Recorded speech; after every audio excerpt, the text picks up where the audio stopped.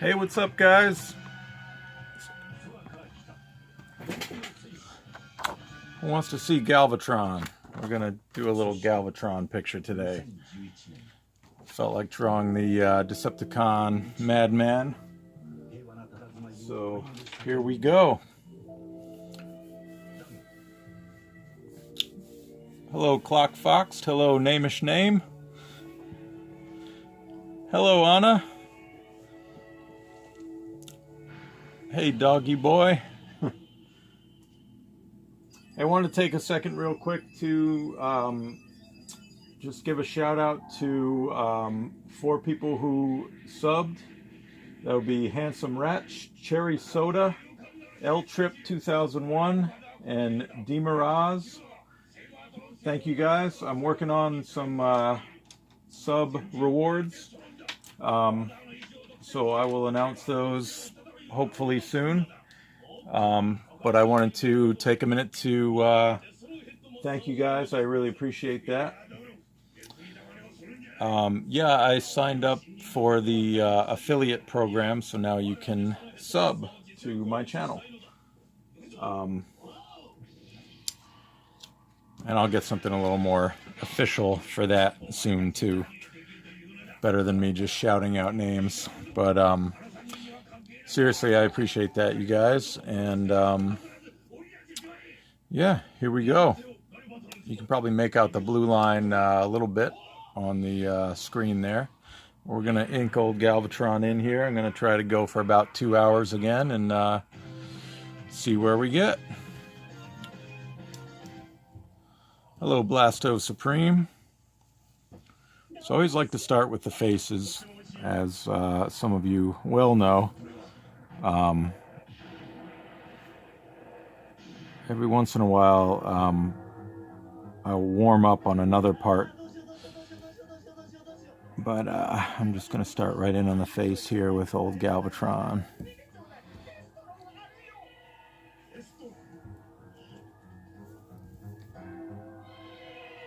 We've got headmasters in the background here.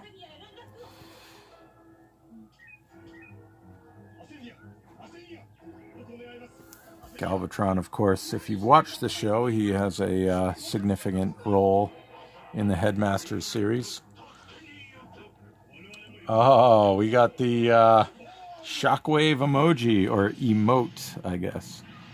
Have to have a different name for it. An emote. I have a... I still have to look into this, but when I checked out the emote thing, it seemed to only let me upload one per tier. I guess there's a tier 1, a tier 2, and a tier 3 emote. So I did a shockwave, which I thought would be ready for the first stream, and apparently it wasn't. But that was the tier 1 emote. And I have a Jazz, of course, and an Optimus.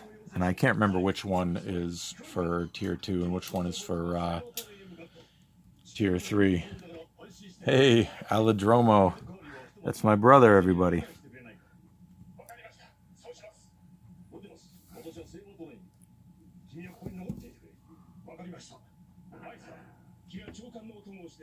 If you've been to a TFCon, you may have met Aladromo. He's a lot of times at my table with me.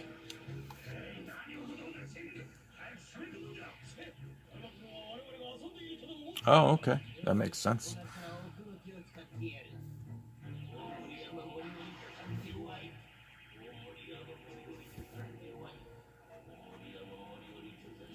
So I noticed some streamers, whether it's games or art, they have the camera on their face in addition, like a little sub screen on their face in addition to the camera on the subject of what they're working on.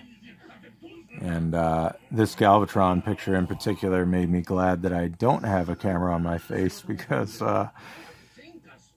if you draw, I think a lot of people make the faces that they're drawing. I know that's something that I do, so drawing Galvatron's madman face. I'm pretty much making this face. Not right now while I'm talking, of course, but usually when I'm drawing a facial expression, my face will kind of mimic that. So, you know, I blew up my spot there, but you guys can't see it. That'll be a tier 3 sub perk, I guess. Kidding about that, of course.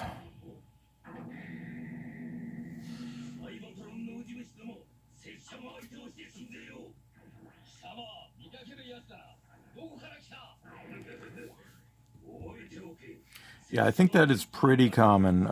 You know, a lot of artists I know do that as well. I'm sure not everybody does, but I know a lot of people do.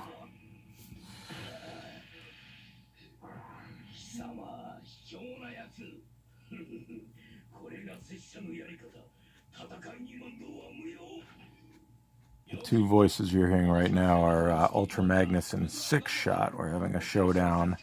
Not the showdown, but a showdown between Ultra Magnus and Six Shot.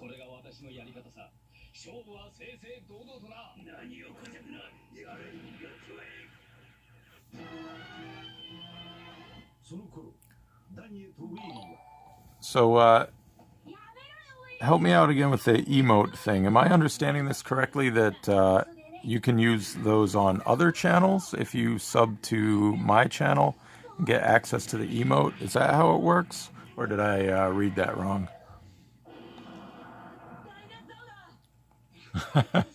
Yeah. Yes, my eyes just kind of like melted into one eyeball in the middle of my face when I was drawing Shockwave. It was pretty awesome.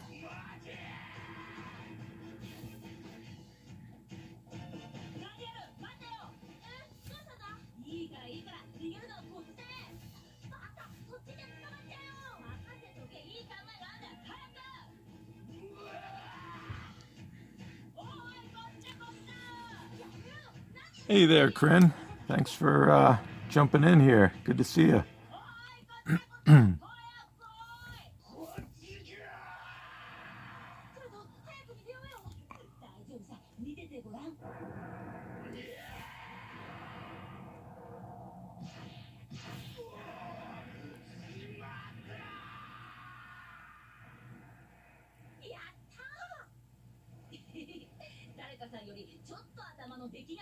Oh, that's fun. There's so many rules to this. I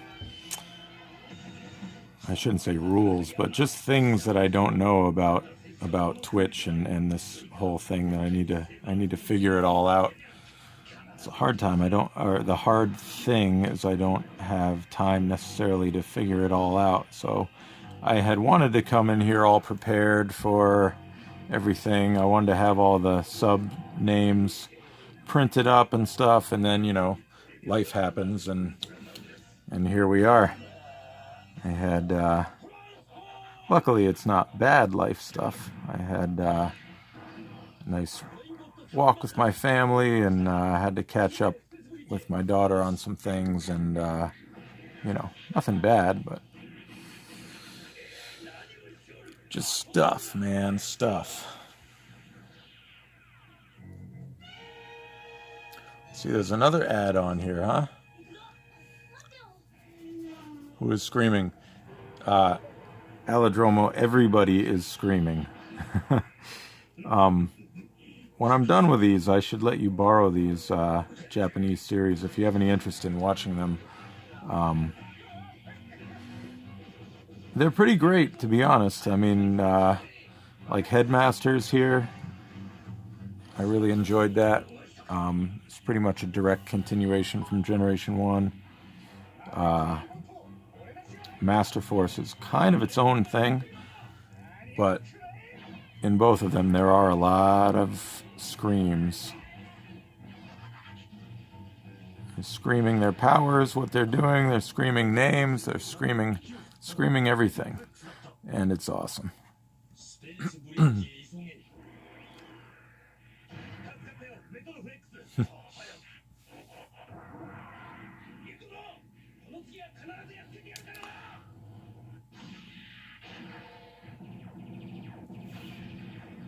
Yeah, I'm trying. Sorry, guys. I'm trying to keep up with the chat for the most part, but it's scrolling by a bit quick on my stream. So if I miss something, feel free to ask again. And thanks, thanks for helping each other out with the chat as well.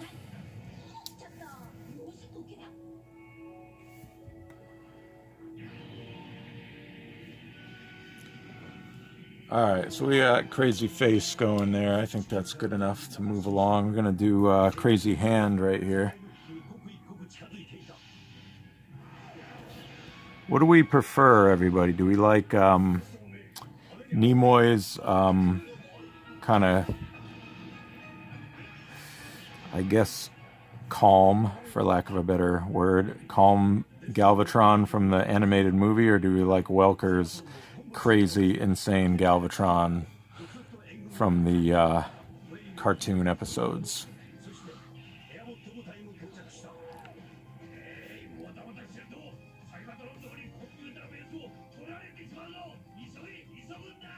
That's Galvatron that just spoke there. I've got to find the name of the Japanese actor that plays Galvatron. I feel bad. I just keep calling him the Japanese voice actor, but out of respect, I should look his name up because he has an awesome voice.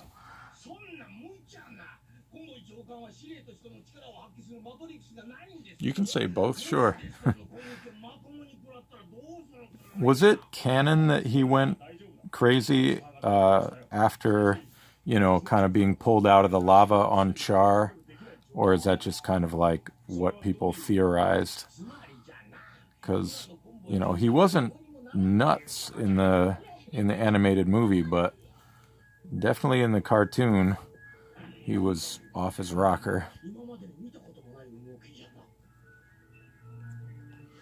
Sub height. That shockwave emoji came out pretty good, huh? I was pretty pleased with that. I mean, wasn't that complex to do, but I just wasn't sure how it would read shrunk down to, sorry, emote size, not emoji. Get the language right, caller.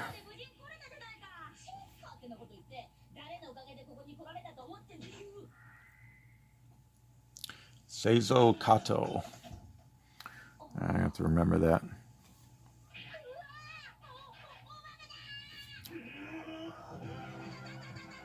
And that is Daniel that you're hearing now, the shrill voice.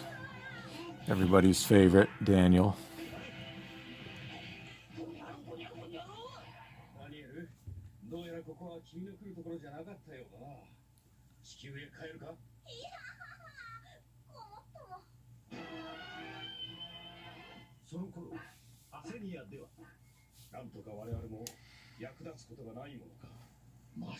I made my blue line pencils pretty loose here, so kind of,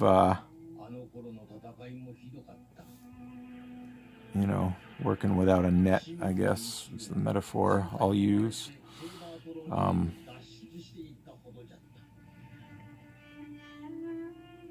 I like the kind of sad, melancholy music here from the Japanese series as well.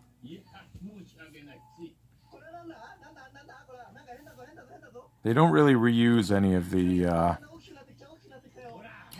the music from the G1 episodes. I'm not sure if it was some sort of I say G1 episodes, I mean like the US G1 episodes. I don't know if it's a rights issue or if they just wanted to kind of make their own mark or what, but the Japanese episodes, the music is all unique. And most of it's pretty good, pretty effective, I find. So when I draw hands, I you know, throw in a joint at every bend here, which can get pretty tedious. And then where the fingers meet the palm, I just add a little notch there to kind of look like where some sort of a gear would be. to allow the fingers to bend and move. Everybody's got their own little way they do hands. I think Alex's technique is probably the most prominent that I see used among other artists.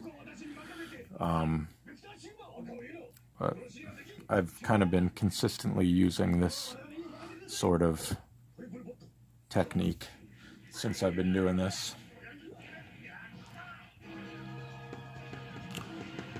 Yeah, they did. They just kind of made their own soundtrack, which I think is good. And I noticed between Master Force and Headmasters, they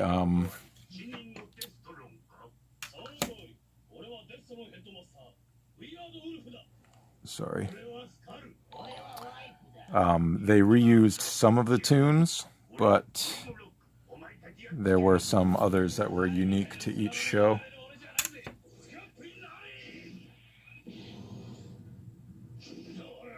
Galvatron's weird kind of oblong cannon is always kind of a challenge.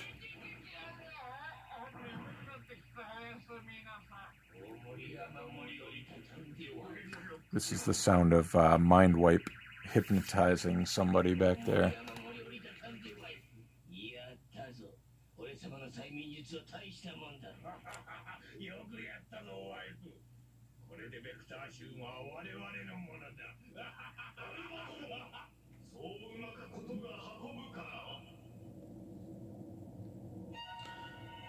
I don't know what that train is all about.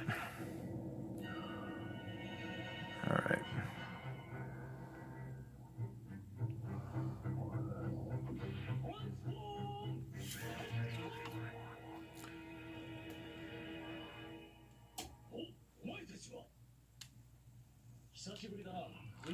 The Cybertron Headmasters have just showed up here.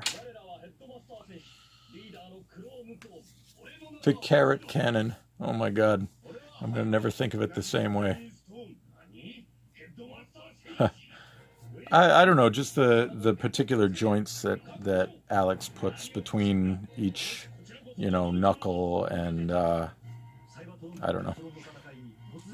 Just sort of the way the digits are connected to the rest of the hand and the way they all bend. I see a lot of other artists, fan artists, and some pros imitate that.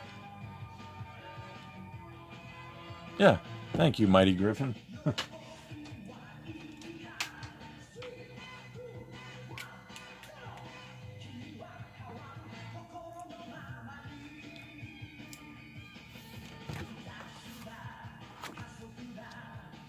Yeah, see, mine in my head, that wheel, that gear is kind of inside the fingers, and it doesn't protrude from the knuckle. It's like just in there. Let me grab a piece of scrap paper here. So, like, if this is part of a, the middle part of a finger here, and you've got, it's kind of bent this way. The way I do it, the circular joint is kind of inside there. It doesn't actually protrude from the hand. So, say we add the third part of the finger. So it's just somebody's curled up finger, the palm would be here.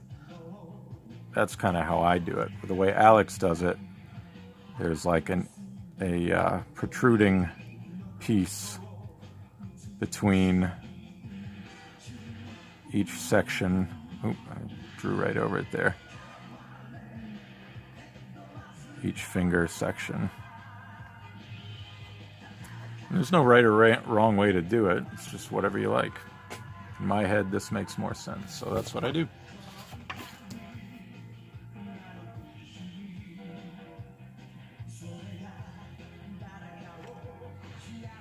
Oh, nice.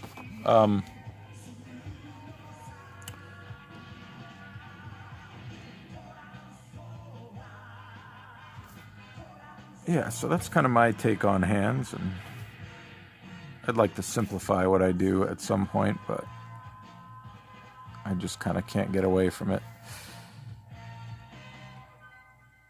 I guess wouldn't everybody like to simplify what they do a little bit?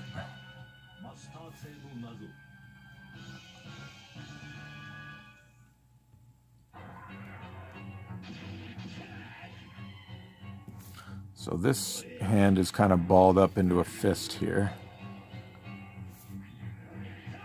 I'm just throwing those joints in there.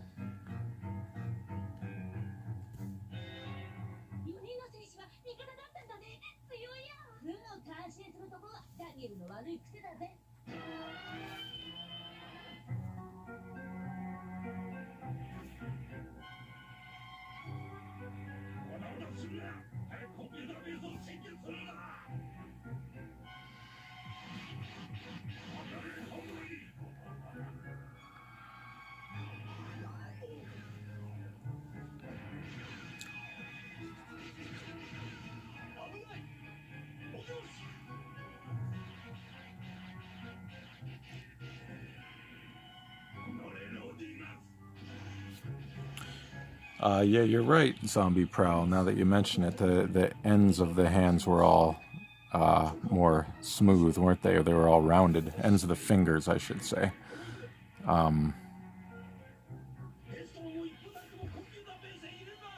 Which is it's very G1 inspired look, whether it was purposeful or not. A lot of those early designs had very rounded fingers on each hand.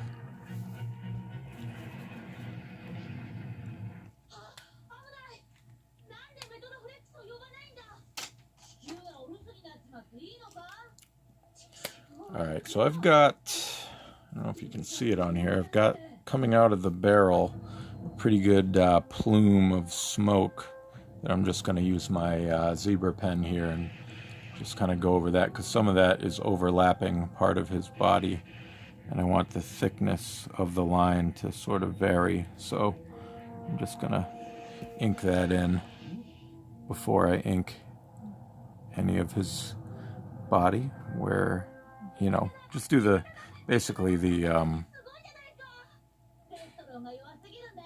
top layer first.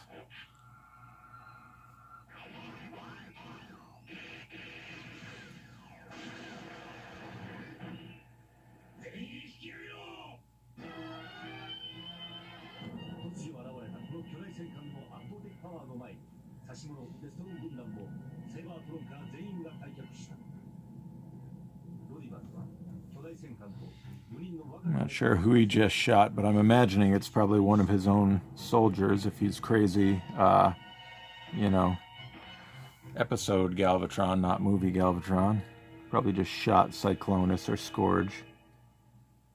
Or the Ghost of Starscream.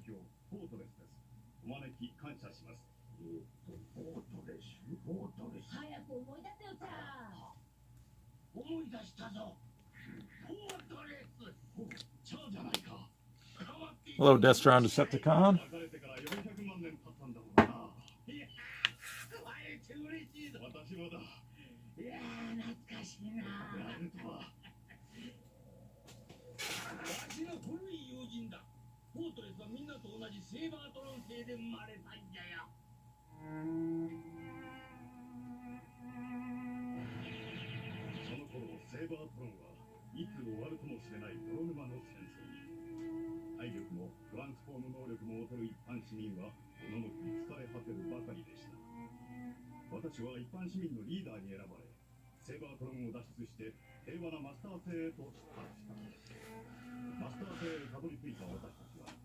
Alright, let's bust out the old ellipse template here.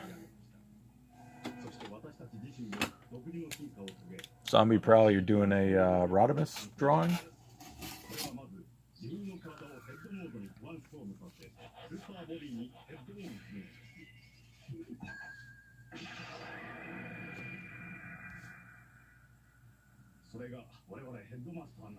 I'm going to do a tighter angle on this here.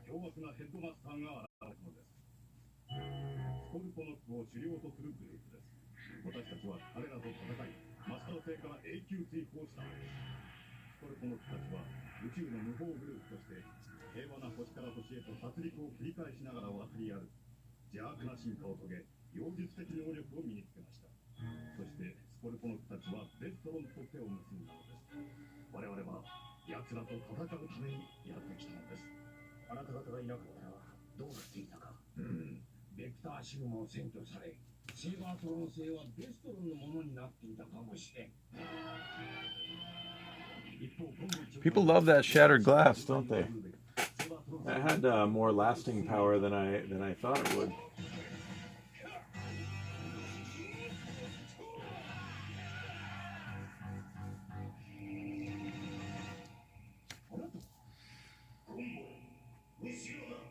I had that first, the first BotCon shattered glass set, and I sold it a while ago. But yeah, I keep seeing it pop up everywhere. It's kind of a fun concept.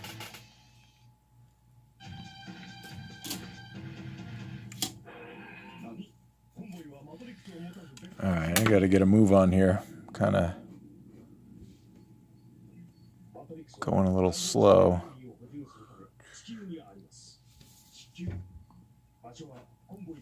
Galvatron's got kind of an interesting, like the way he was drawn. You know, the original Fluoro Dairy that turned into, I can't remember the name of the artist that kind of streamlined them, or you know, however you want to put it, just kind of tweaked them for animation. But just the way all the angles are on everything, it's kind of unique. I like to have these weird little shoulder things kind of floating. Like in the anime, they connect to like his center body, but I don't really like that. So I kind of have them floating above the arm a little bit, which is sort of how the toy was.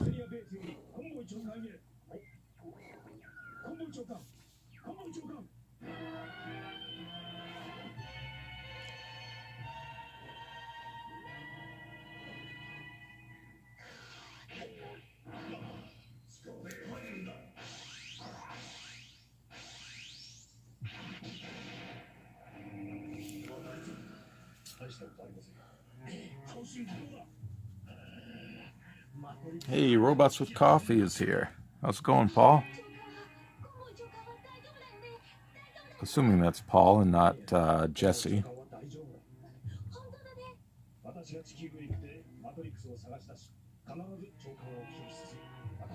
think I called you Paul last time and you didn't correct me, so it must be you. Jazz is your pride and joy. Now you're speaking my language.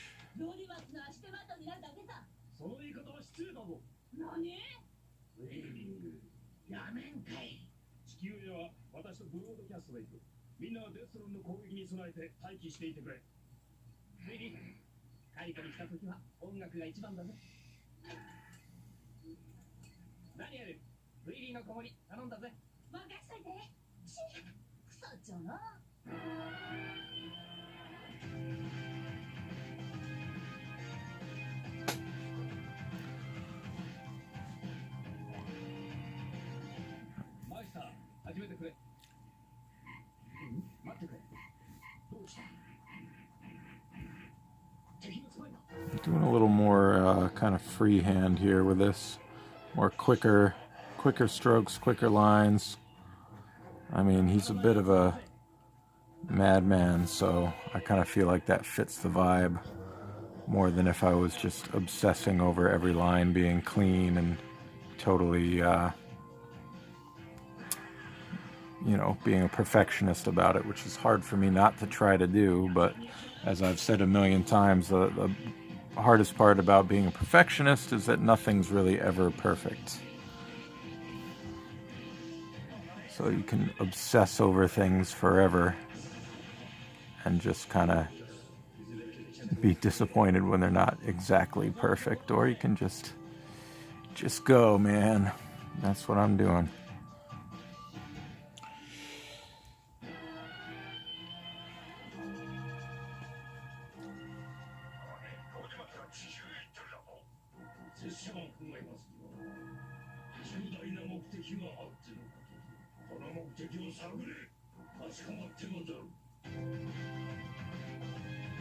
Yeah, I jump around a little bit. Like I've said before, I do the head and the hands first, and then I don't know what happens in my brain that sends me off in one direction or another. But it usually comes out right in the end, so I'll roll with it.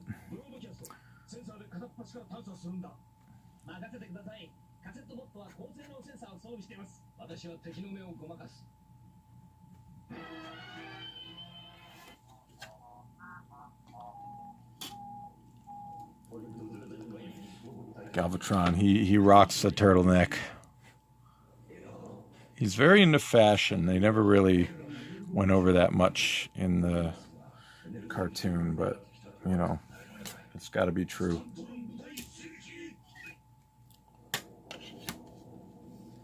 Galvatron is a runway model in his off time.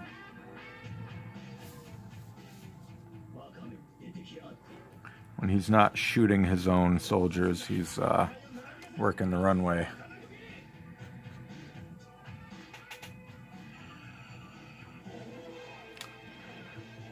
Huh.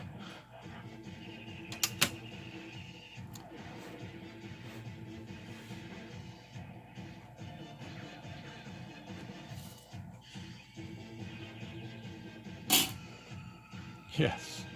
Being out of style is absurd. What's the actual quote? Defeat is absurd, right? My power is everything. Defeat is absurd. That's his box quote.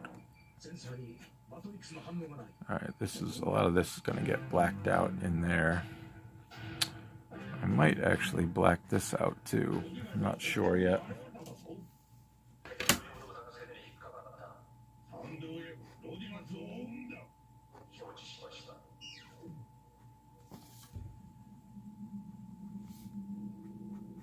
Galvatron's got some sick abs.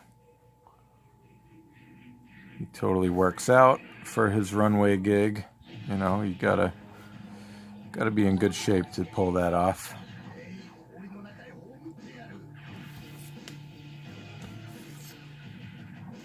Usually with a leader character, you're like doing these kind of regal shots, you know, looking up at them. With Galvatron, just, you know, at least the psycho Galvatron that you know, I'm working on here. I kind of like that crouched over, almost Wolverine-ish pose.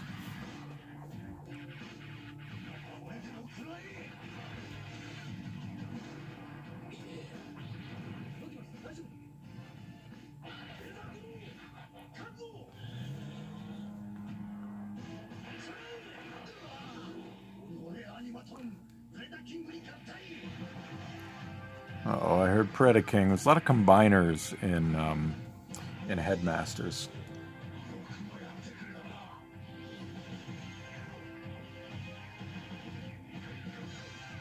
Huh.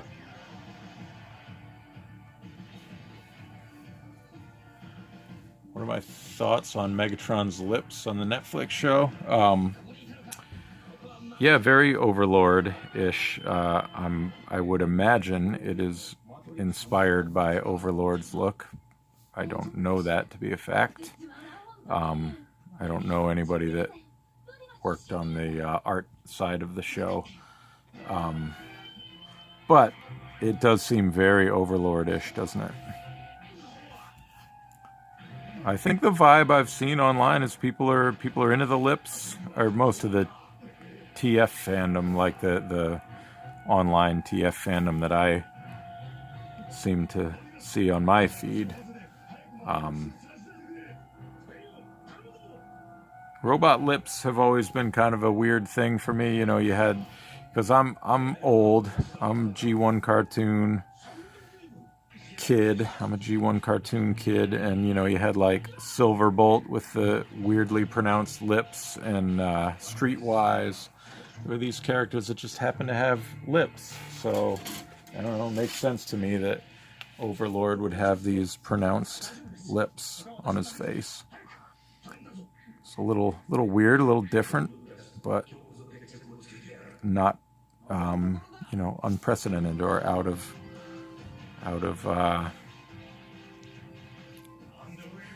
the ordinary, I guess.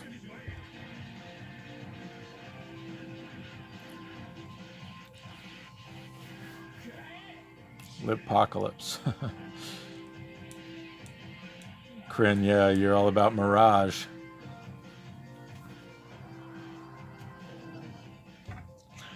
Yeah, I was a big X-Men reader growing up. Actually, Aladromo there is the one who introduced me to X-Men many years ago, and yeah, I was definitely, you know, Wolverine is the, I don't know if you'd say the Mary Sue, or what's a word for like the one you're supposed to like, the one that's supposed to be cool. Whatever you call that, I certainly fell in that camp. I mean, Weapon X was, you know, say what you want about Wolverine getting overexposed or whatever. Weapon X was like a revolutionary story. Barry Windsor Smith, you know. Anyway, I was a big Wolverine fan growing up. So yeah, the Wolverine pose kind of comes naturally to me there.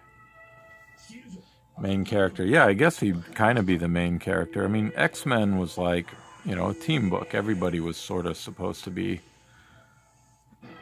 you know, equally important, right?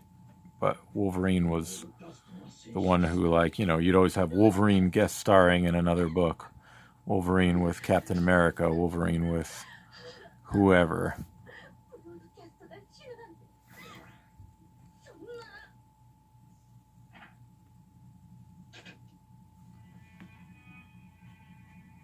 X-Men number 274 was my first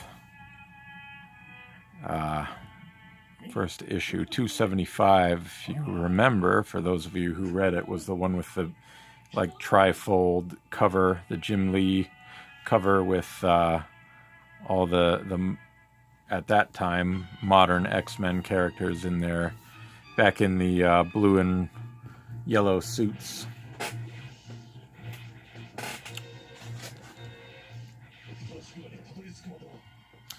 I think there's been like an effort to kind of not, or take a break from Wolverine, or not overexpose him any more than he already is. I don't actually read a lot of Marvel books, but up until recently I was getting the previews catalog from my local comic shop,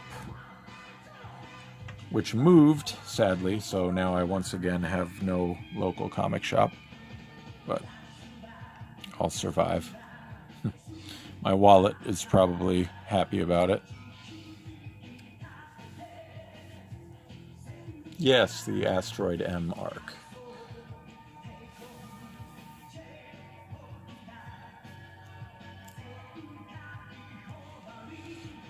What do I think of DC moving away from Diamond? I don't have a big stake in it myself, but what I do know is the retailers that I know are not huge fans of it. I know Diamond has a monopoly, and that's not always the best thing, but... oh, sorry, we're out of focus here. So, you know, if my retailer is not happy with it, then I'm not happy with it. So I guess I can say that much. But yeah, personally, it doesn't affect me a ton. So I don't have a super strong opinion on it. Any of you have any thoughts? Has it affected any of you in any sort of notable way?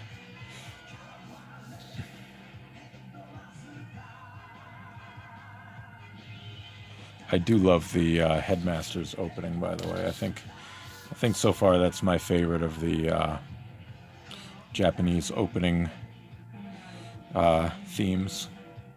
They're all pretty great, but I don't know what it is about the Headmaster's one that I love, but it works for me.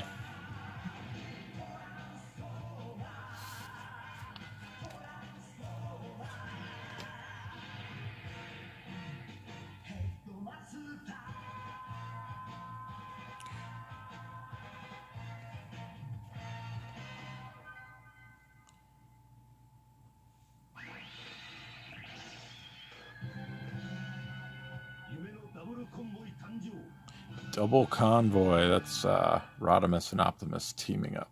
Spoiler alert, sorry.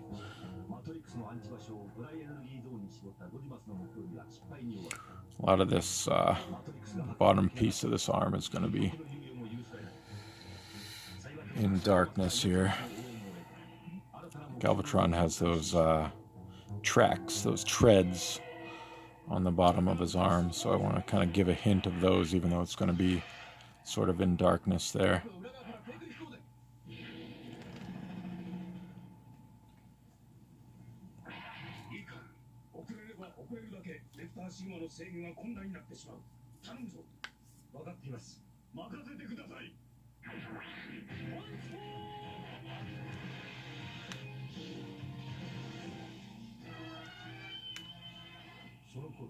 Yeah, I gotta be honest, I wasn't reading any DC comics and only a few Marvel titles. I got the X-Men reboot, the recent X-Men reboot, and I never actually finished reading that, sadly, but you know, I was enjoying it, the Hickman stuff. But DC, I don't know. I've never been a big DC Comics fan anyway. And yeah, I wasn't getting anything that they were putting out.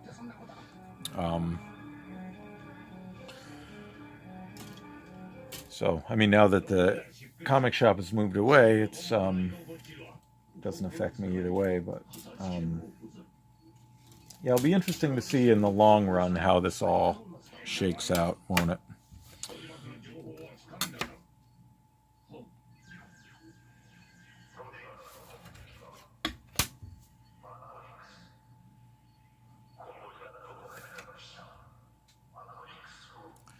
Galvatron's got this weird kind of curvy design on his carrot gun, which is now what I'm going to call this forever.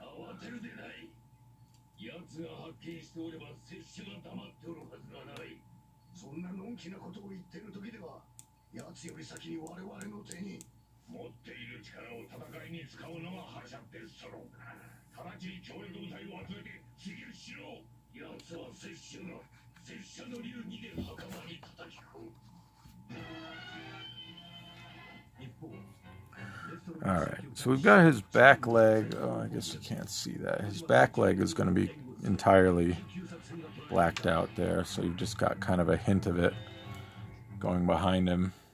And his front leg is coming out towards the camera. I always use the term camera, even though it's clearly not an actual camera. Bottom of his leg will be blacked out, and he's got these huge, like, knee, I don't know what they are, little knee guard things.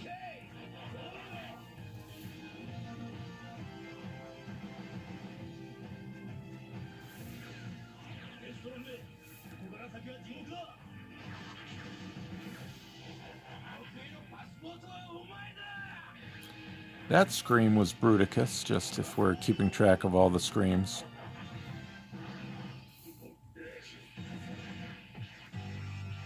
Thick, yeah. Need a nice thick Galvatron.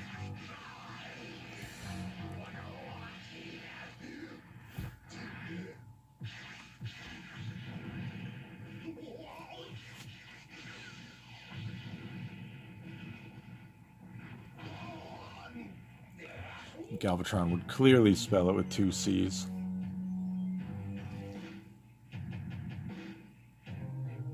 That's right. The artist is the director.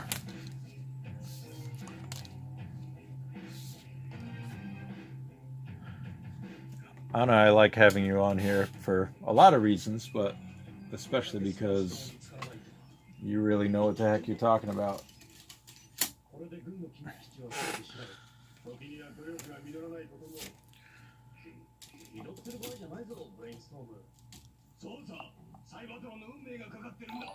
Hey, thanks, Thomas777.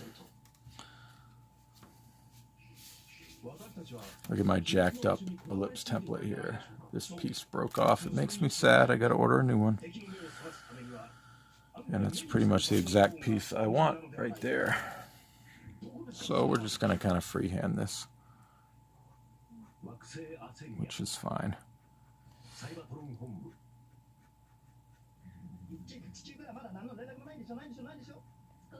That is Blur that you're hearing right there.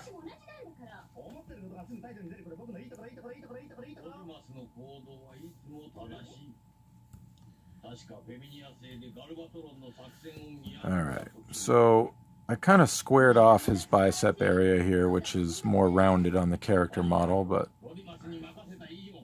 whatever, that's fine. I do what I want.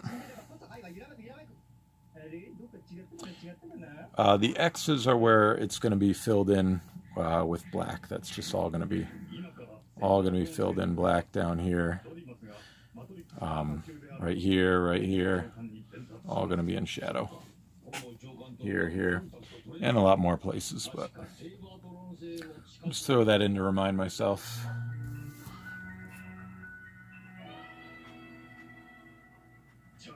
I don't know about any of you that draw our beloved robots here, but I tend to think better in a more geometric, maybe that's not the right word, like a squared off version, as opposed to like circular and oval shapes.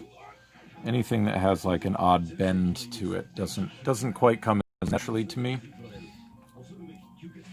I guess I can pull it off well enough, but so, you know, areas like this, the bicep, I tend to kind of, I mean, I have sort of a trademark way that I do that anyway, but, you know, where the animation model, all of this is very rounded, so I kind of like square it off a little bit.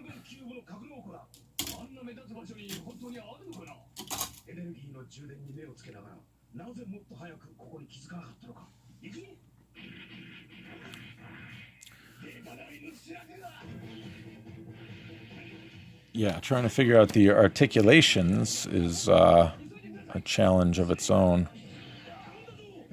Like the way, you know, when you do your sketch, or at least when I do my sketch for all of these, I'm thinking a lot of times in terms of how humans move or bend or whatever, and then when you kind of start to put in the gears and everything, it doesn't always make sense, but you just make it work.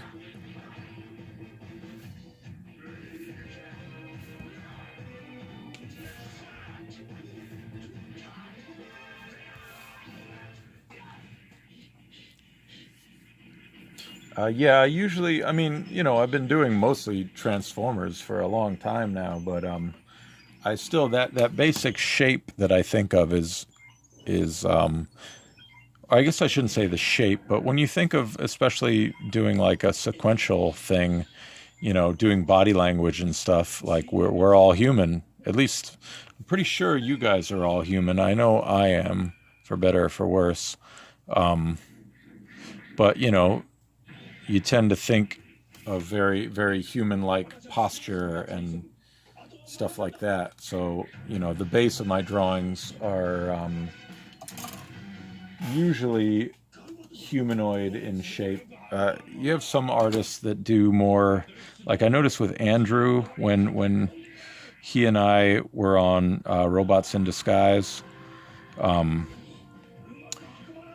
He was doing interiors, I was doing covers, but his robots are very like not that traditional sunbow shape.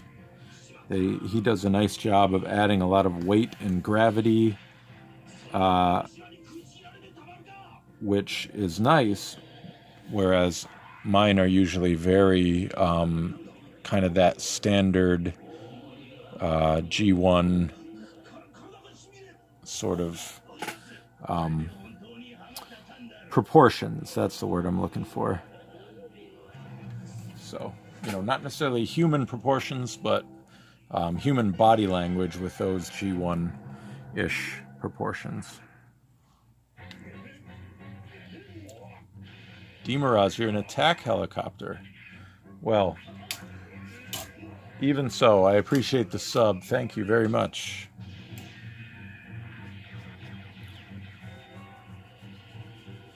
All right, I think Galvi is, well, I want to do a hint of his tracks on the back of his arm here too.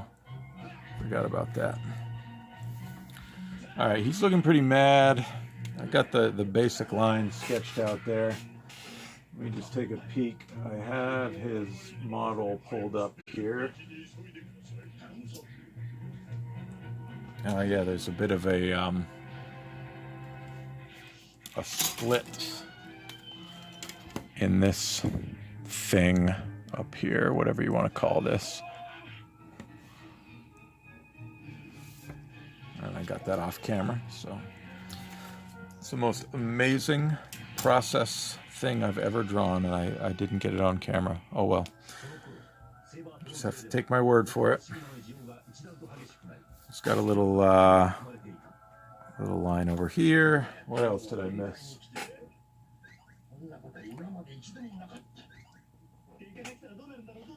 I think it's pretty close to the model. It doesn't need to be exact.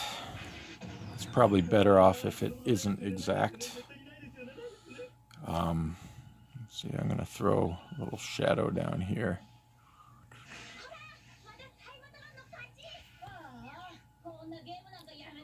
Is it hard to draw them while in mid-transformation? I mean, it's if you don't have a transformation, you know, like some of the G1 characters in the ARC book have a transformation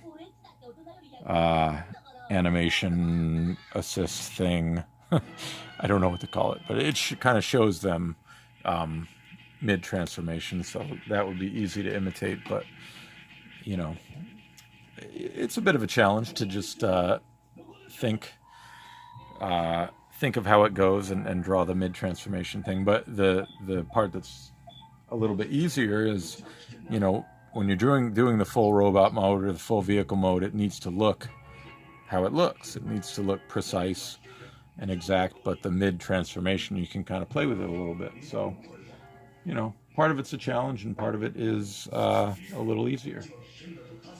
How's that for a non-answer? All right, I'm going to throw in some dark spaces here. I'm just kind of gonna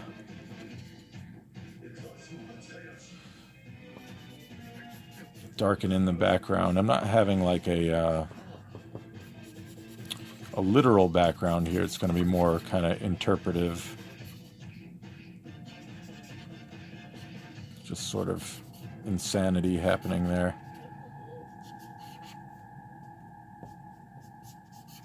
Just sort of frame him out a little bit. I'm going to go back in with, you know, a brush pen and kind of get it a little bit. Get the edges a little bit. You know, he's a little crazy, so the background's going to be a little crazy. And the purpose of what I'm doing here is just to, you know, I kind of surround him with this to keep the focus on the robot.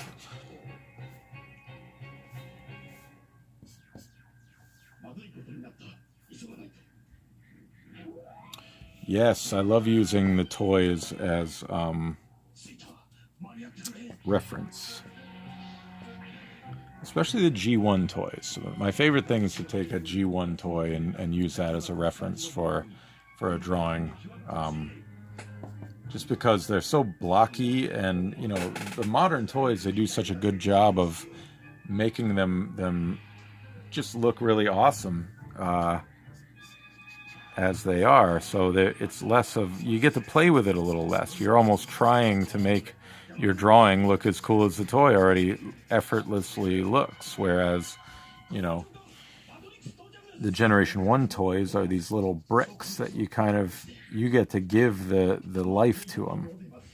You know what I mean? Your art brings them to life instead of, you know, trying to just draw something that already looks pretty darn cool.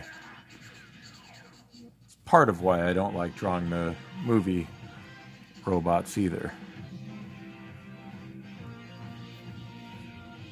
Like, they already look visually stunning, and you know, there's not much you can draw to make them look cooler than they already look.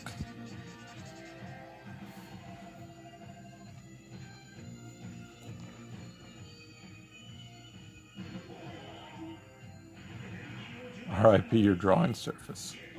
Yeah. It's been through worse. I've had this desk for at least 20 years, if not longer. When I was a young whippersnapper, my father bought me this drafting table. It's been to several different houses with me. So it's been stained and cleaned and all that.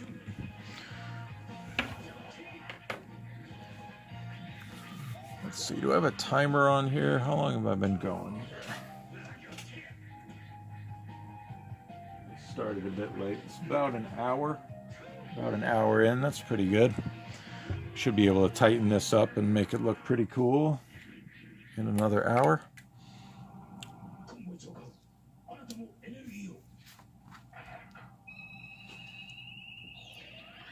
So, you know, more process stuff. The way I like to do it is I just I loosely block in these big shadows, but then I tighten them up with a brush pen. You know, I can't get too precise with the big fat marker, but it covers a lot of ground pretty quickly.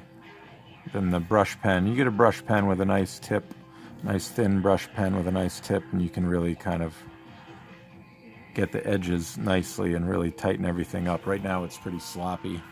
If you look at it up close, everything is pretty sloppy, but you can tighten that up pretty easily with a nice brush pen. Add some thicker lines, some different variations of line weight. Tighten it up, make it look good.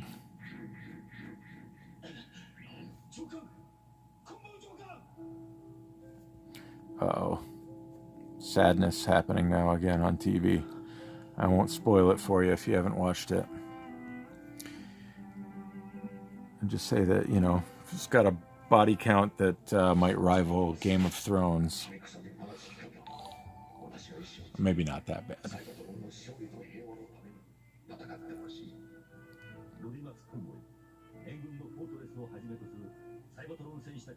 And if you happen to speak Japanese, then you can hear everything that's happening. I don't speak Japanese, even though I would really like to. Anybody on here speak Japanese?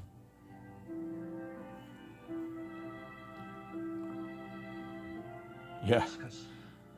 Transformers Red Wedding.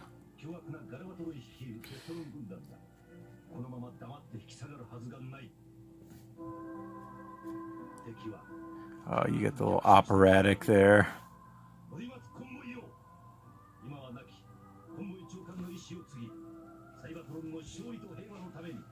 Anybody here ever been to Japan?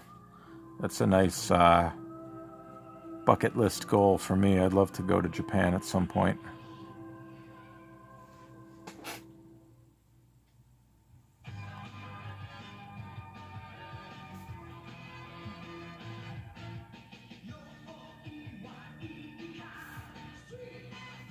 I don't have like the terms correct for what I'm about to say, but the sort of character-based languages are so much different than like the Western Western alphabet using languages. So I'd imagine it's really tough to learn, but I would love to learn at some point. One of these days when I get that free time, I keep looking for.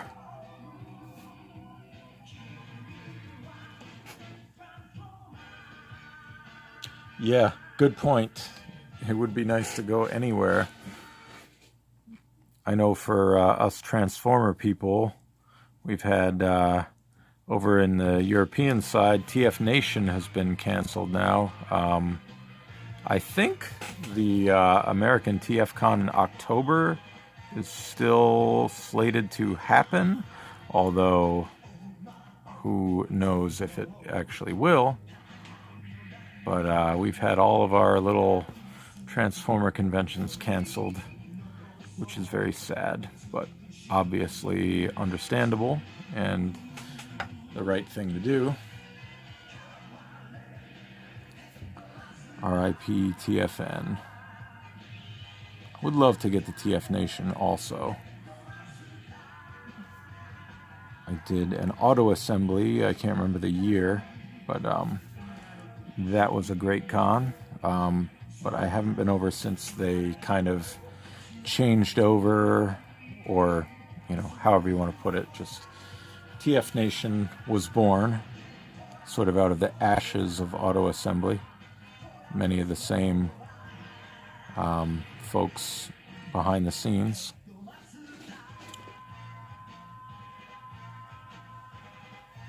Yeah, it would be awesome to meet you in person too.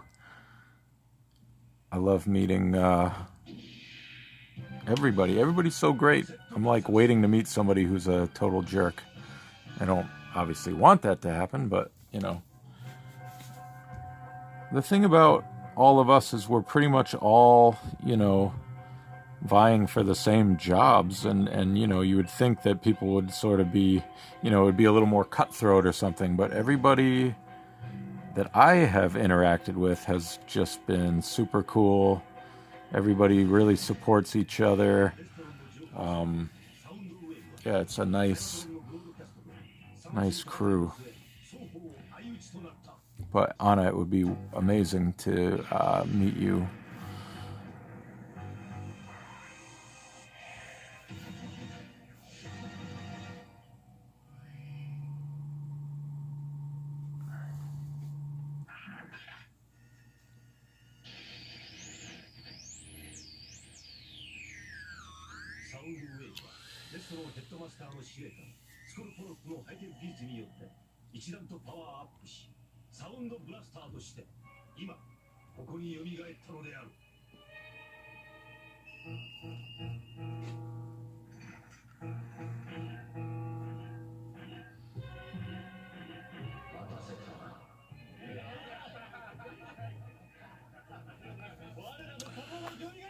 I have not been to any artist workshops hosted by Marvel. Drawing for Marvel used to be really my kind of ultimate goal. Now I would say my ultimate goal would be drawing for myself, but that's probably even more difficult, or at least difficult to make a living from it.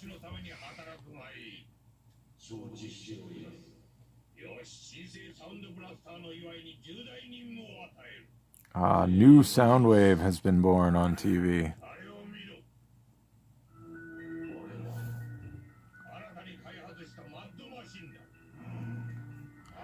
Anybody who hasn't seen this before, New Soundwave is the English dub version. That's what they called Sound Blaster.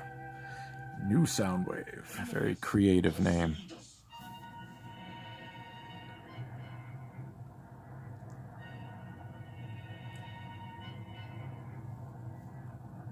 $2015. Okay.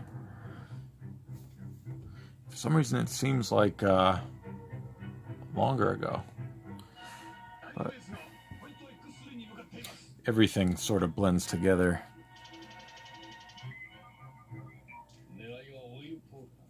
After a while. Sometimes I can't believe that it's been 10 years since I've been doing this. Now 11, or 12. This would be year 12, right? 2008 to 2020. Yeah, so you can see where my brain is at.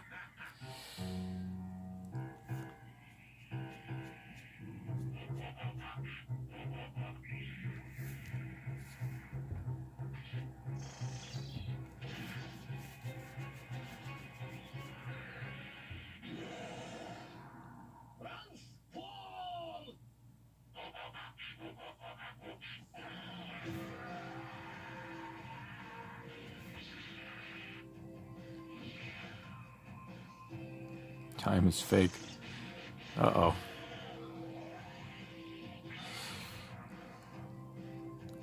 It's all a conspiracy theory.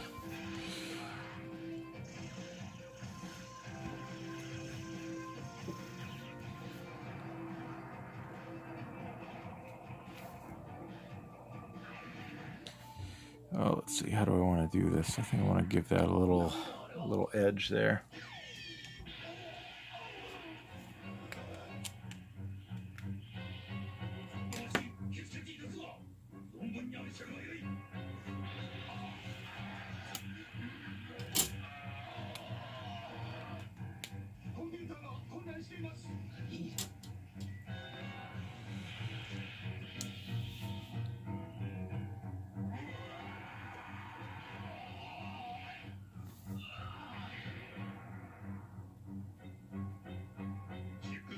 This Jaws music is pretty intimidating.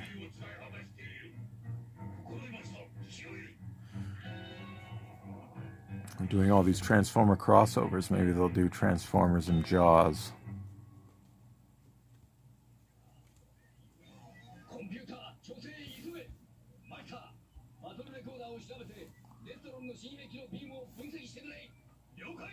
That's Ultra Magnus, by the way, in case anybody was wondering.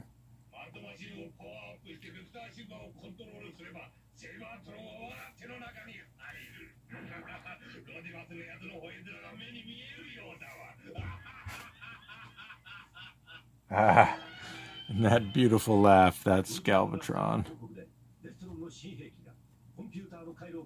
My first sort of introduction to the Galvatron voice was the toy, the eHobby re-release of Galvatron that was put out a few years ago that had a little push button where you could, it actually talked when you push the button. I had to buy that. And he's got some great laughs in there.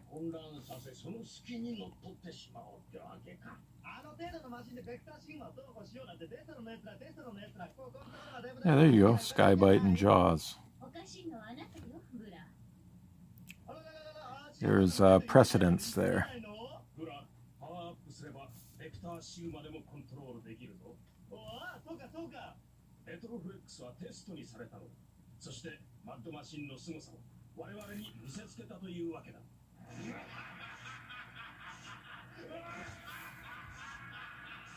Well, how can you not love that laugh?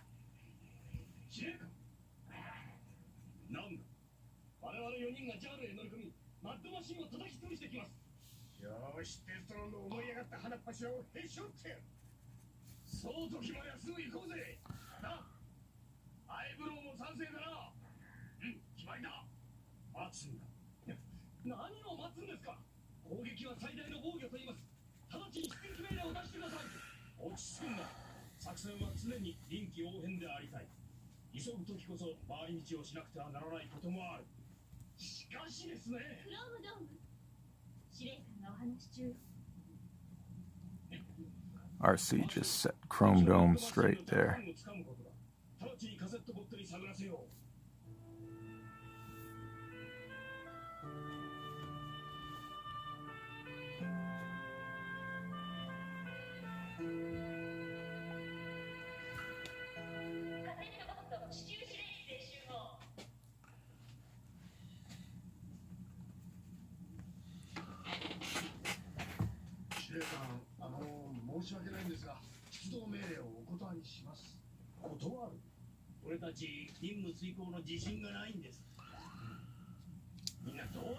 All right.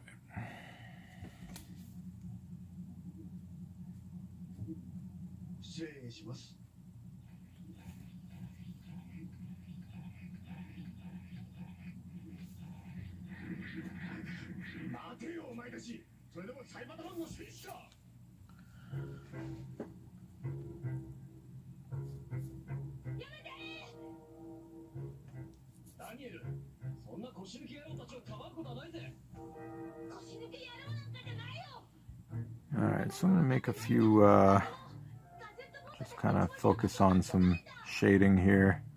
You know, thinking of the light source, I've got these big blocks that are totally shaded out, but then, you know, there's other things that will cast a shadow, like you can just add a good amount of depth just by a small bit right here, like where his, whatever you call this thing, comes off. Just add a little thing right there.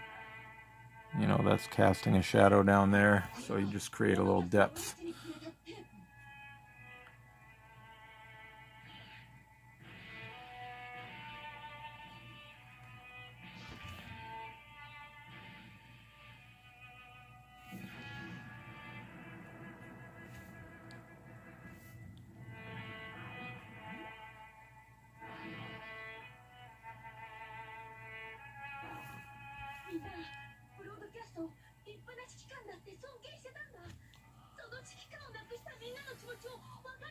Who's my favorite colorist? Oh boy, put me on the spot.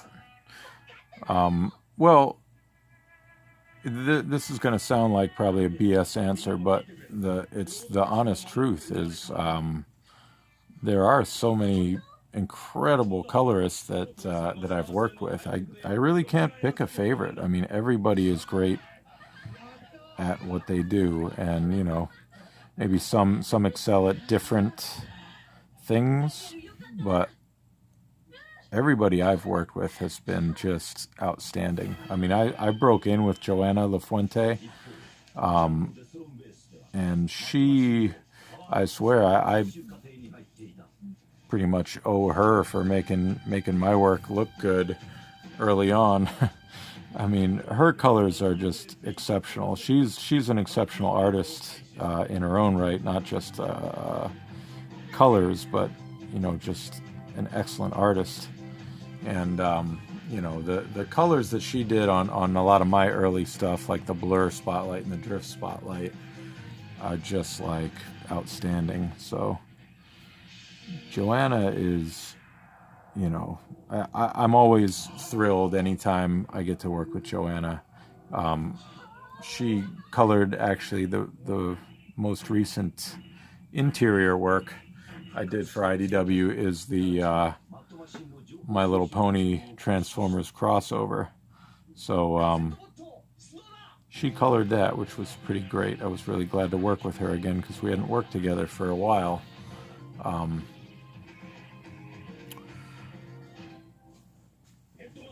Josh Perez is always fun to work with for a lot of reasons, but especially when I'm doing like a really Generation 1 cartoon looking image. We've done a handful of images together for the Collectors Club back when that was a thing, and he's just got such a good grasp on that like cell shaded animated style that it's always a real pleasure to work with him. Yeah, I mean, I could pretty much go on and on. Jean-Paul Beauvais, I work with a lot. He is awesome. And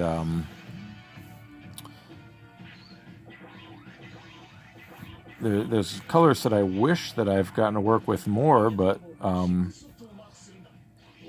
you know, there's just I guess I don't do enough work to really be able to work with all of them. And plus IDW likes to keep creative teams together. I know I've asked for, you know, on some projects to work with particular colorists, and you know, sometimes they will and sometimes they won't, but they like to keep the same teams together, I think, for the most part.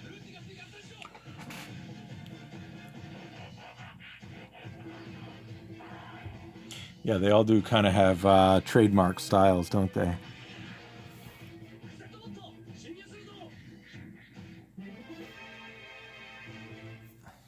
I know one colorist that, you know, once again, just like Joanna, she's, you know, an artist as well. You know, I don't want to use the term just a colorist, because colorists do like unbelievable work.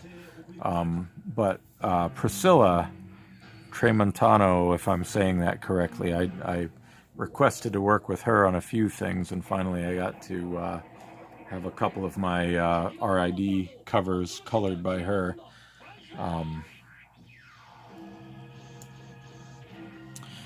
But yeah, everybody's great at what they do. There isn't a bad colorist among the IDW stable, as far as I'm concerned.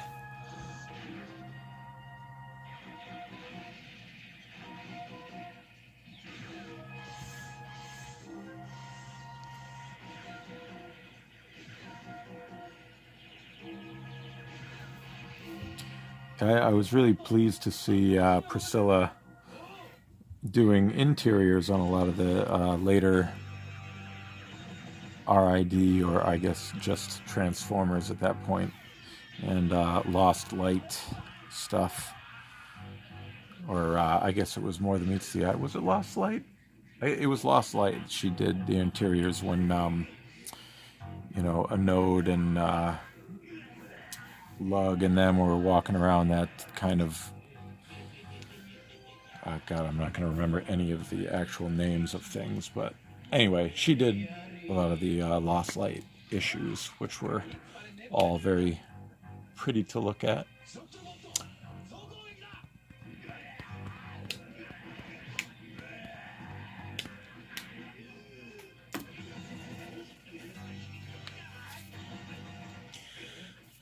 Alright, where do I want to go next on this? Where are we at time-wise? We're at about an hour and 20 minutes.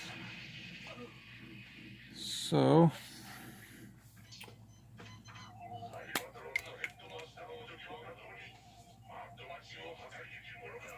I think I'll just kind of keep rolling with some shadows here.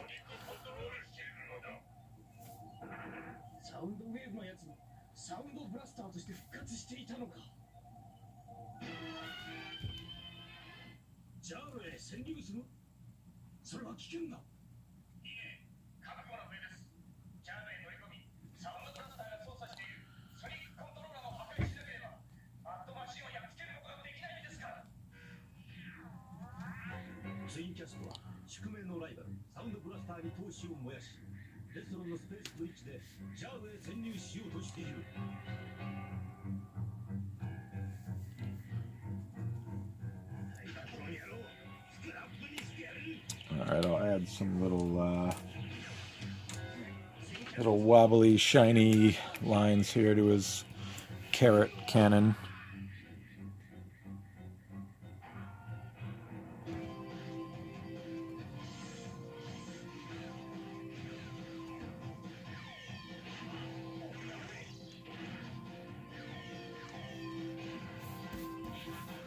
Sort of thinner on the top, a little thicker on the bottom because, you know, shadows.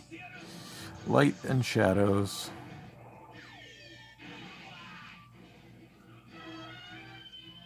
I'll try to keep telling myself to keep it loose.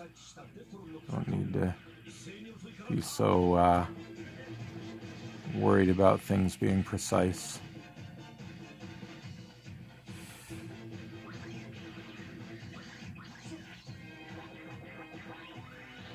I'll let the marker, it's an older marker, let it fray a little bit.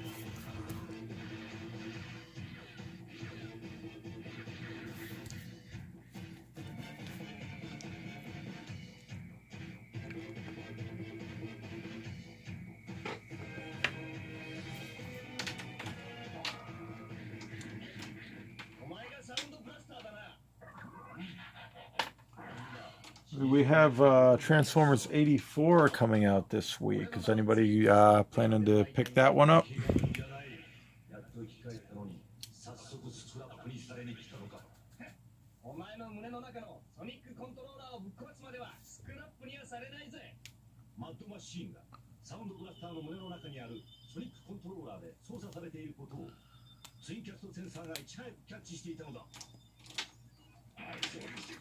I haven't actually seen the issue. I've seen a few pages of interiors from JP, but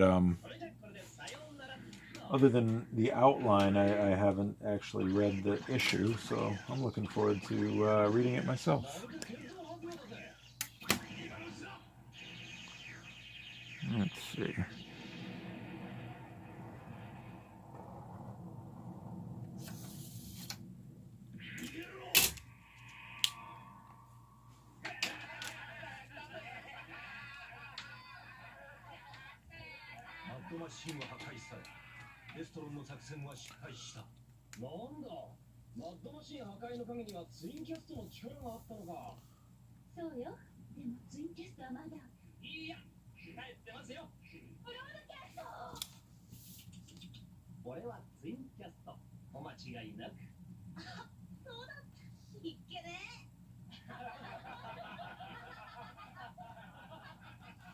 Just adding a little bit of texture to the smoke wafting out of his little cannon there.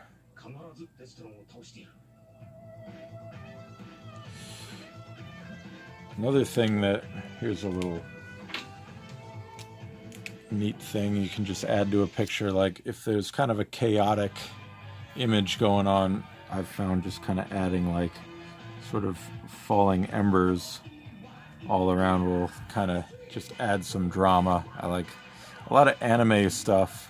I didn't watch Dragon Ball, but you know, you see clips of it and characters just like get this energy and just like rocks and dirt and whatever stuff on the ground just kind of like rises up.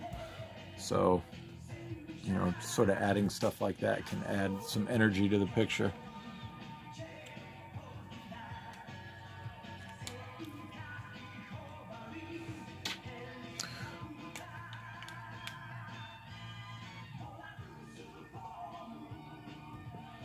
Beast Wars Season 2. I still got to finish Beast Wars Season 1. I know it's blasphemy, but I haven't watched the full thing.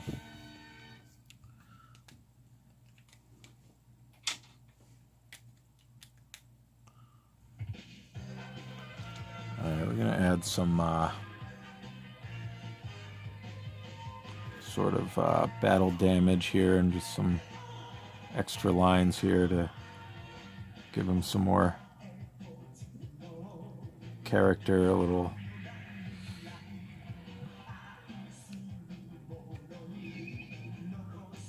detail here and there.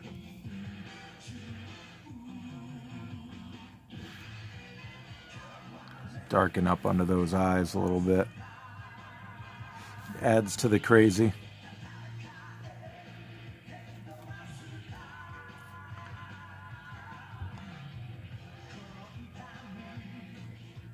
Another thing, like, I was a big fan of the old Marvel comic, Galvatron. Always had, at least when Wildman would draw him, he had kind of like spittle coming out of his mouth. So I'd kind of add a little bit of that there. Just foaming at the mouth.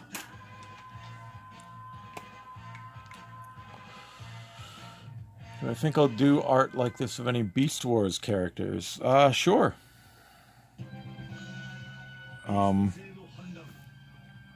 I I could definitely do some Beast Wars characters. I know Beast Wars has a pretty loyal,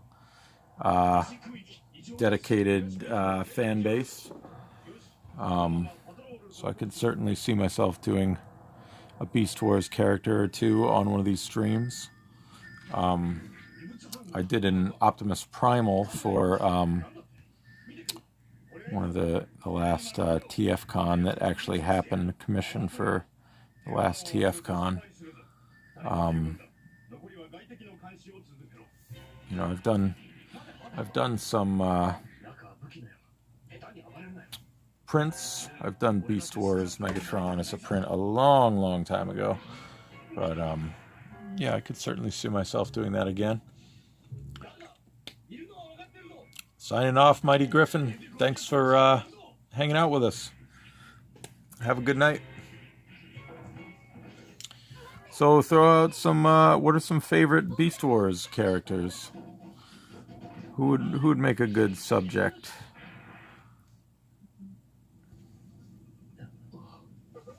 Terrorsaur. Terrorsaur Terrorize, right? I actually did a Terrorsaur at a comic book signing last year. It was just kind of a quick head sketch. But one of the guys at the shop was a fan of Terrorsaur, so I did that there. Dinobot. I've done you know, convention sketches of Dinobot as well, but I've never done like a real finished picture of him, which would be a good one to do sometime. Black Arachnia. That's a good one. I have done a Black Arachnia for print, but you know, she's pretty overdue for another piece.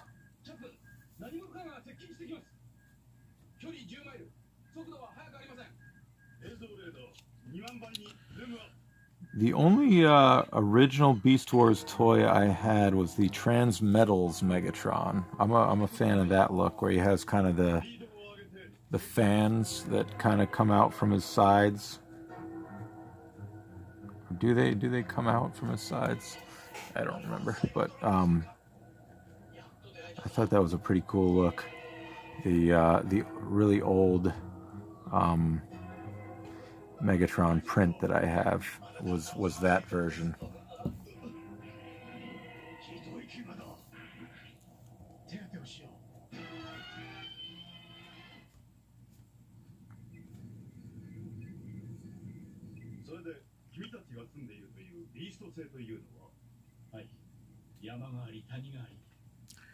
I did a convention sketch that was pretty well received when I posted it online. I can't remember the name of the character, but some guy with like pretty big guns. I mean, I guess thinking back, they all kind of had these big guns that they were blasting all over the place. Shoot, I can't remember the name of the character. But I have done a handful of Beast Wars characters, but I've never actually finished the show, so you know, it's not something that my brain automatically goes to when I'm looking for somebody to draw. I noticed nobody said Primal. Is that Primal's not quite as popular as the others?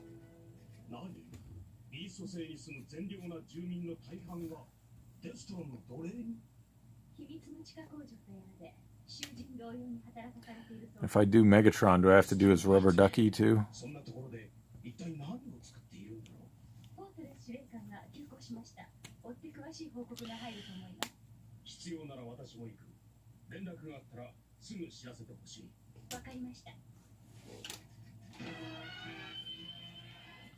You know, I think I need to put his chest in shadow here. I think I do. I was avoiding it, but it needs to happen.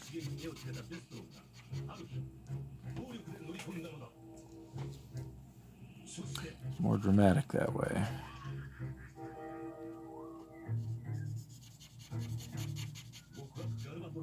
I'm going to leave his abs. not blackened in, just for some contrast there.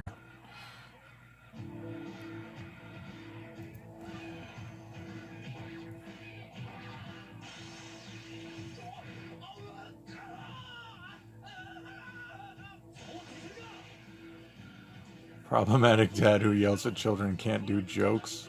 Uh-oh. That sounds like me. No, that's a lie. I don't yell at my children.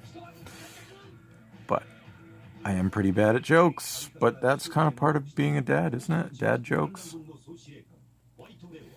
Make your kid groan at your jokes.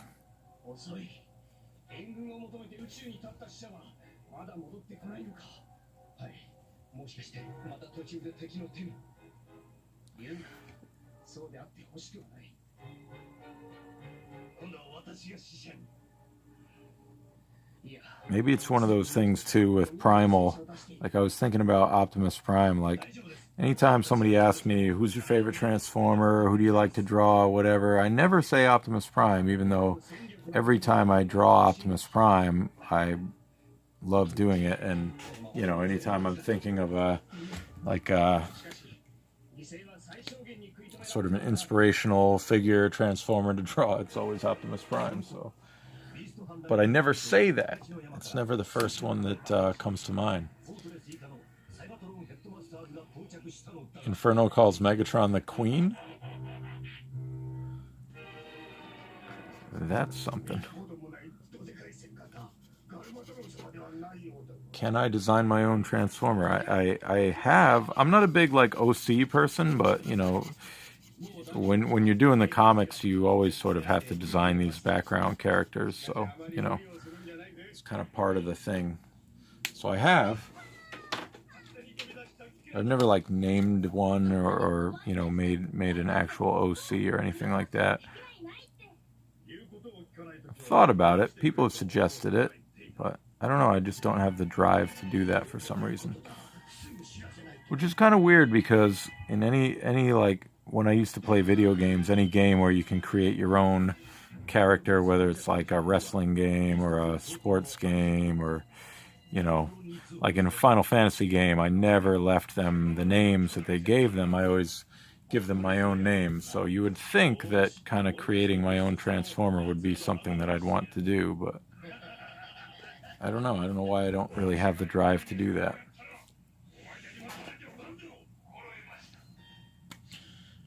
How long does it take to design a Transformer? Oh, it depends on how complex it is, really.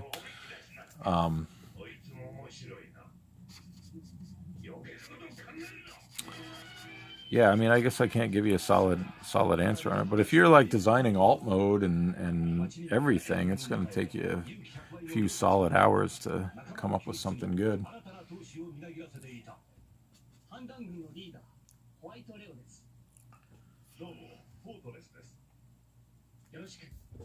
I'll just put this whole side here in shadow. Oh, I'm getting a little crazy with the Copic here.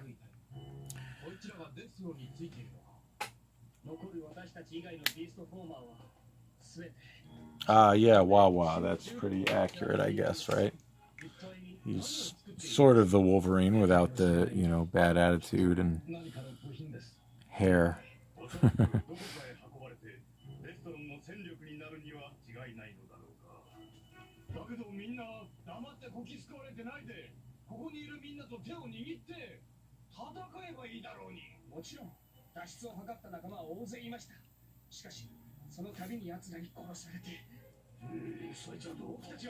See, that's good, Anna. I find sort of like what I was talking about before. Whenever I do it, they kind of fall into that typical like G1 body shape and style. I'm not so great with coming up with sort of unique things like I know some of the early RID stuff that Andrew did, you know, bots with two heads and things like that. But that's pretty cool. I look forward to seeing that. Any of them pop up in issue 21?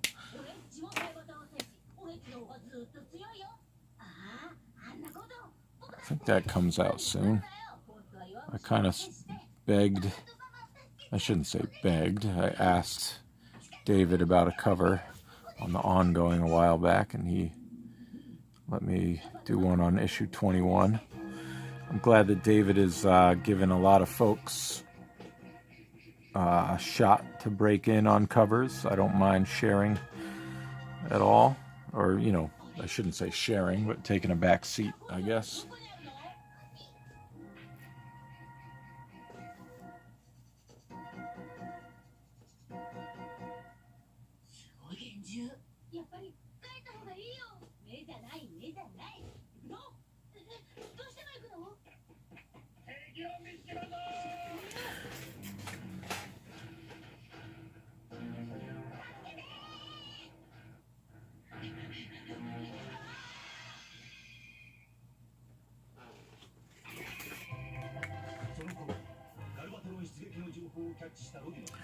The sound in the background is just not necessarily for inspiration. I mean, it's kind of like to have something to talk about if I need it, but it's mostly so it's not just dead silent. I think the first time I tried to stream, I just kind of, you know, it's the sound of the pen scratching on the paper, and that's about it. So I kind of wanted some other sound in there.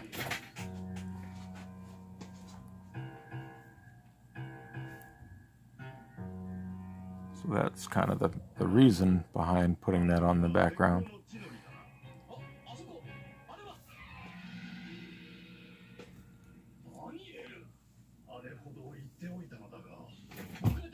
Oops. Yikes.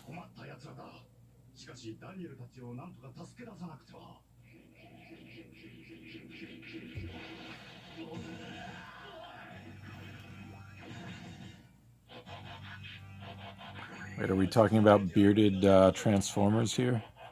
I kind of missed that transition. At one point I wanted to give Cup like a little, almost like a stubble beard look.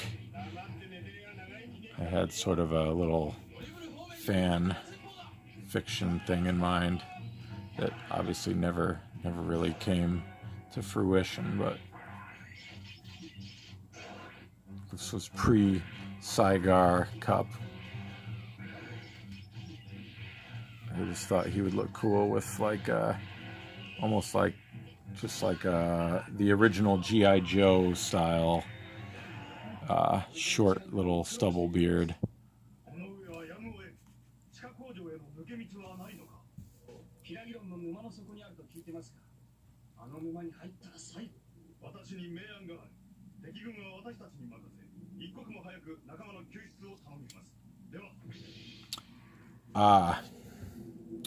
Yeah, a few of them had some pretty epic beards, didn't they? Hound, of course. Jetfire, would you call that a beard? Was that a beard? Yeah, there was some serious beards on some of the Bayverse figures. Oh, I'm going a little buck wild here on the shadows. I'm doing more than I intended, but that's okay.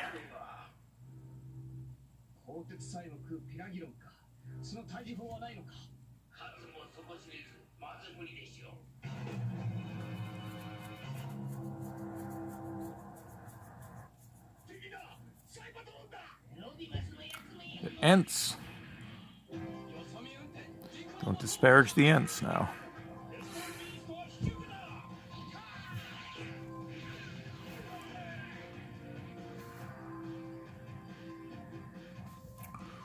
Love those Lord of the Ring movies. Lord of the Rings.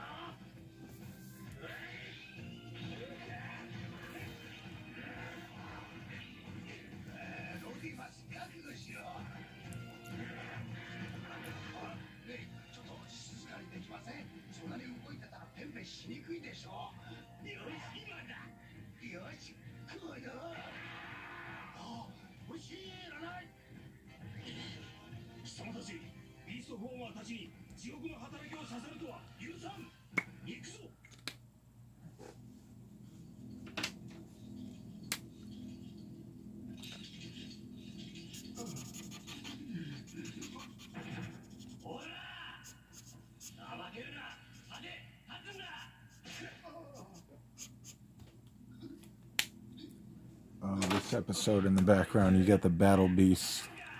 The Decepticons sort of enslave the battle beasts. I forget the name of their planet. It's something basic, like Beast Planet or something.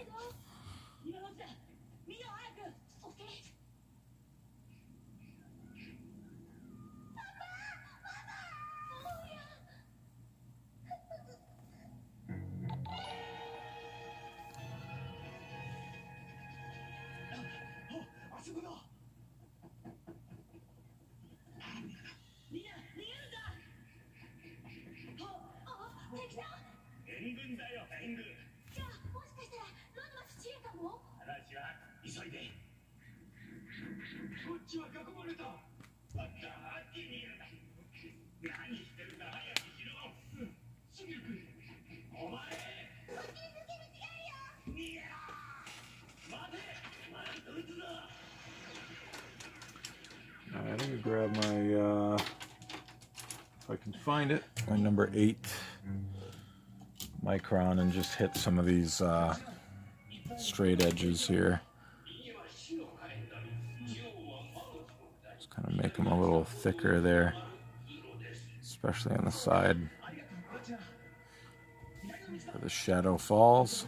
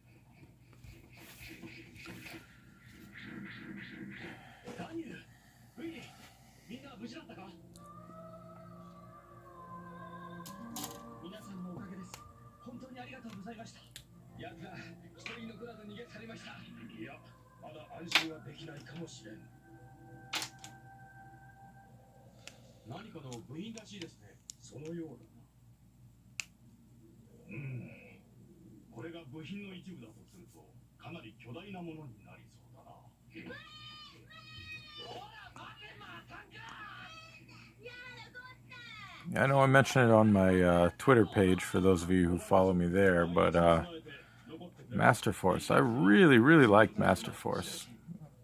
It just, something about it really worked for me, even though I did express quite a few issues that I had with it. You know, none of that was like deal breaker stuff. It was just, you know, things that I, you know, might have liked to have seen done differently, but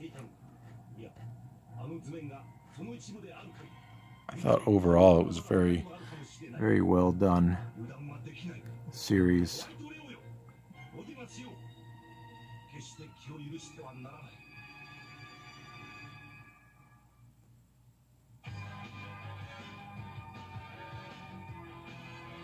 Oops.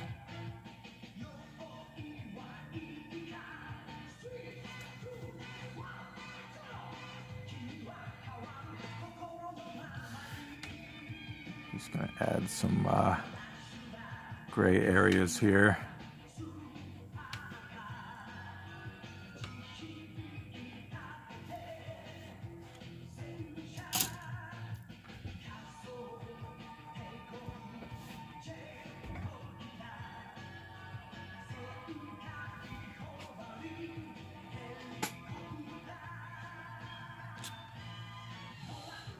Yes, the original Japanese cartoon from, what was it, 89? Something like that. whenever it came out. Life is a gray area.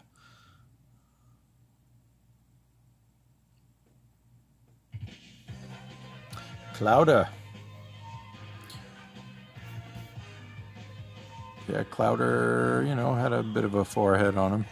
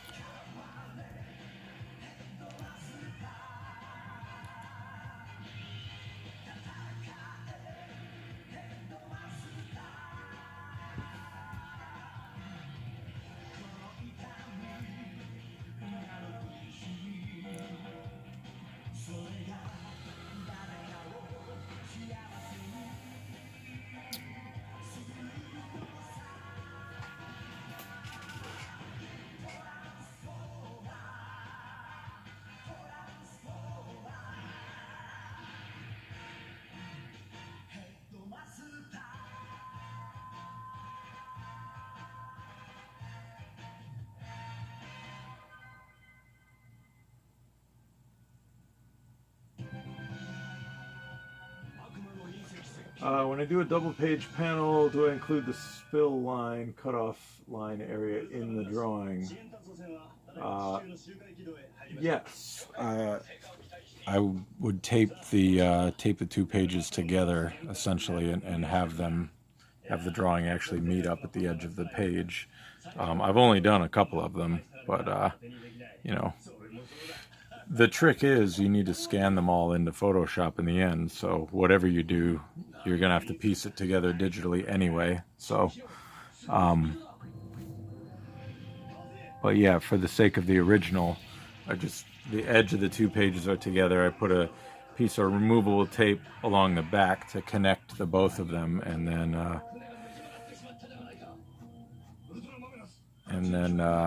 you know, go from there.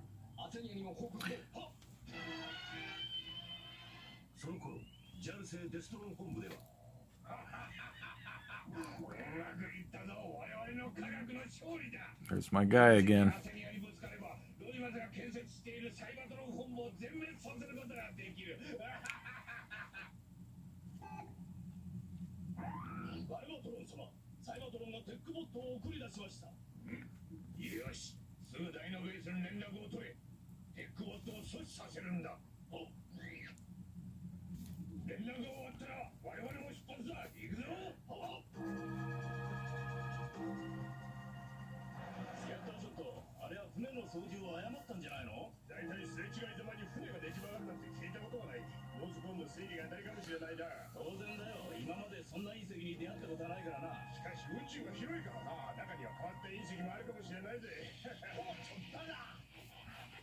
Yeah, I mean, I think if you tried to split a double page spread like without actually connecting it, it would be difficult to have everything line up how it should.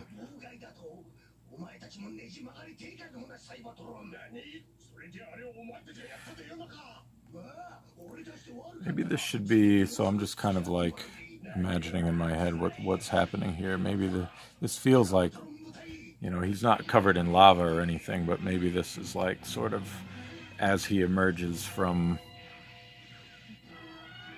you know, on the planet Char after being thrown out of Unicron. It's really gonna scuff him up good to add some personality to him.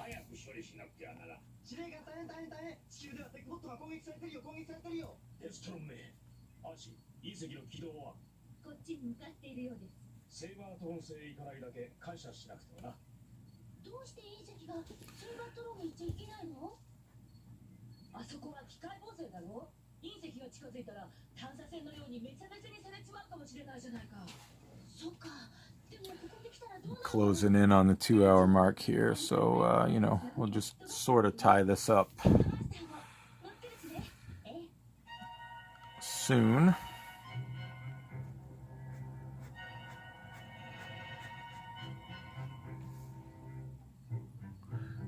this has been pretty fun. I think it's looking pretty good.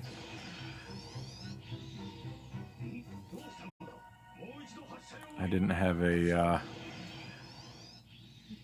clearly a complete intention in mind for the picture, just a crazy looking Galvatron, so I think we got there.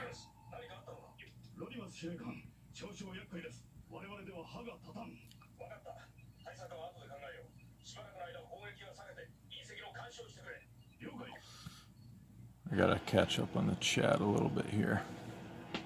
Do I fart? Never in my life have I farted. Thanks for the great question.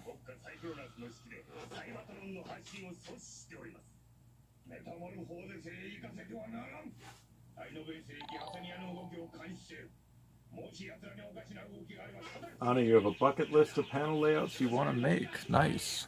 I would love to see what you have in mind.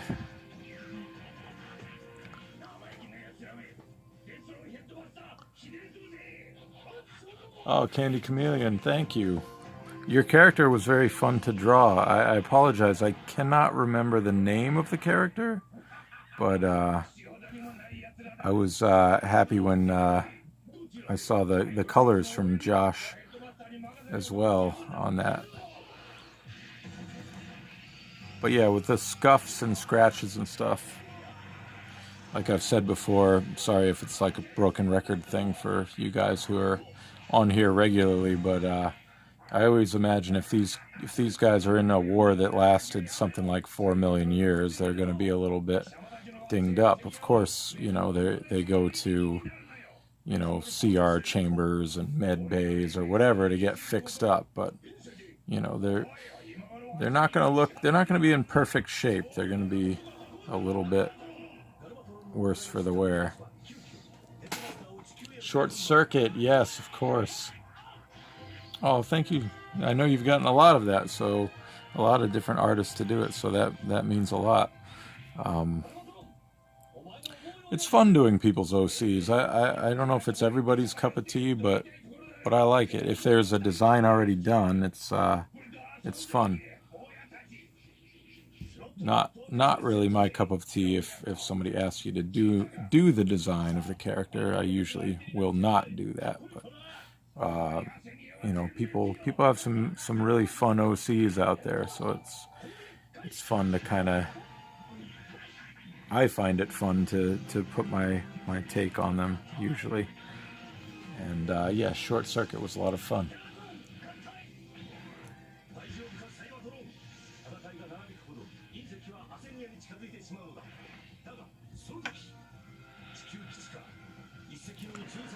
Alright, so I want to take the white pen a little bit here and just kind of, some of these spots here where there's a line that's going into the shadow, I like to just sort of carry that over a little bit. Like here where I kind of did all these rough lines here to shade it. Just add the white to it to separate out the sections.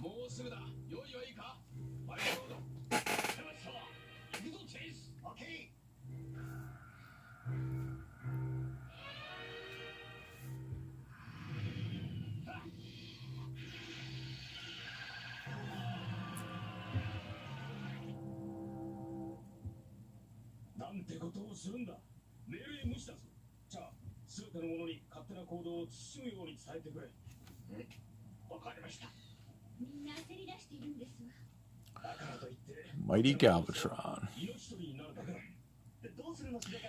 Hey Paul, thanks. Have a good night.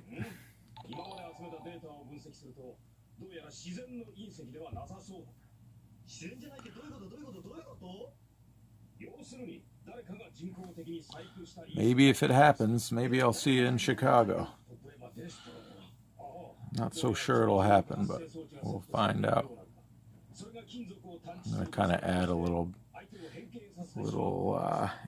sort of energy stuff, kind of breaking up this darkness here too.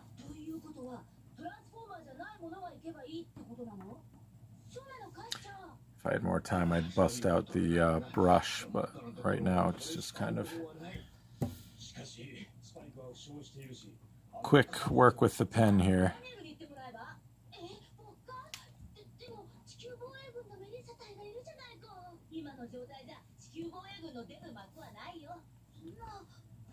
Just that sort of crazy energy coming off of Galvatron here. In fact, I could go the other direction and add some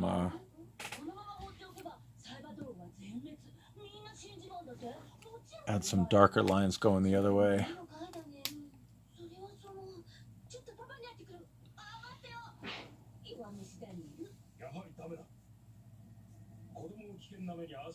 Hey, thank you, Ninja Boy. Appreciate it. We have Ninja Boy and Ninjatron. Yeah, I'd love to make an addition to the prowl wall at some point.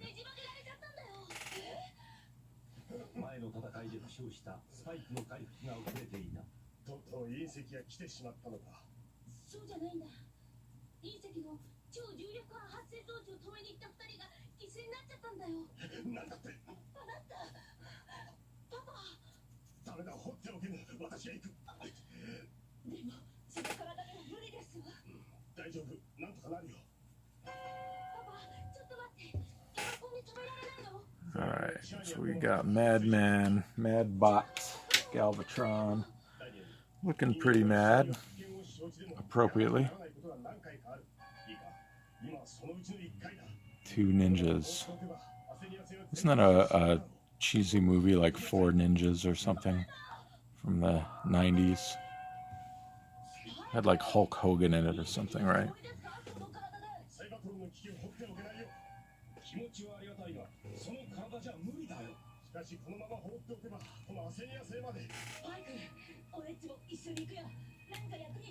Alright, well, I could fiddle around with this forever, but I think for 2 hours we're pretty good here.